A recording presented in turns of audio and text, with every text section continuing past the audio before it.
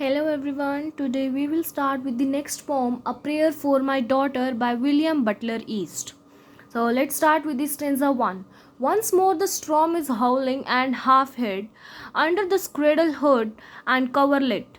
My child sleeps on. There is no obstacles but Georgery Wood and one bare hill, whereby the haystack and roof leveling wind, based on the Atlantic, can be strayed, and for an hour I have walked and prayed because of the great gloom that is in my mind. Here speaker says that there is storm outside.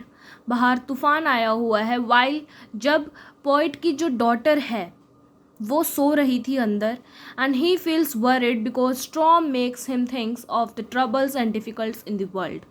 जब वो बहुत ज़्यादा worried में थे क्योंकि जो storm है वो उसको सोचने पे मजबूर कर रही थी कि हाँ ये उसको ट्रबल में डिफ़िकल्टी वर्ल्ड में ला सकती है. ठीक है.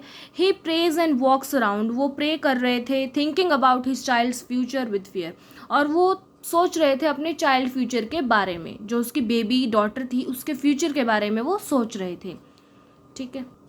Stanza 2. I have walked and prayed for this young child an hour, and heard the sea wind scream upon the tower, and under the arches of the bridges, and scream in the elms above the flooded stream, imagining in the excited reverie that the future years had come dancing to a friend's drum out of the murderous innocence of the sea.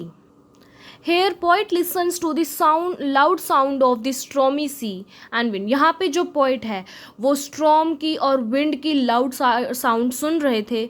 वो imagine कर रहे थे future troubles, wars and violence that might came to the world. वो imagine कर रहे थे war को, violence को जो world में होने वाला है.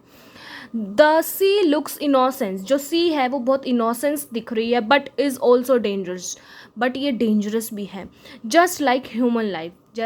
जैसे ह्यूमन लाइफ होती है वैसे. In stanza 3, may she be granted beauty, yet not beauty to make strangers' eyes distraught, or hers before a looking glass, for such being made beautiful overmuch, considered a beauty sufficient, and lows natural kindness, and may be the heart revealing intimacy, and that chooses right, and never find a friend. Here poet wishes his daughter to be beautiful. Poet विश कर रहे थे कि उसकी daughter बहुत beautiful होनी चाहिए but not too much. लेकिन इतनी भी ज़्यादा ब्यूटीफुल नहीं होनी चाहिए क्योंकि जो बहुत ज़्यादा ब्यूटी है ना वो जेलसी, प्राइड और अनहैप्पीनेस कॉज कर सकती है, क्रिएट कर सकती है. इंस्टेड ही होप्स. वो इस ब्यूटी के बहुत ज़्यादा ब्यूटी की जगह वो क्या होप कर रहे थे. She has kindness. उसके अंदर काइंडनेस होनी चाहिए, गुडनेस होनी चाहिए, which will help her make real friends. जिससे वो एक रियल फ्रेंड्स बना सकती है.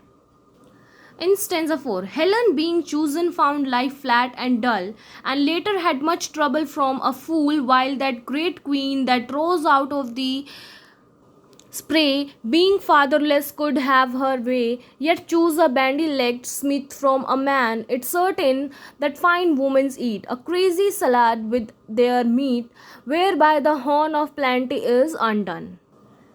In this stanza, the speaker gives an example of beautiful women like Helen of Troy and Queen Cleopatra.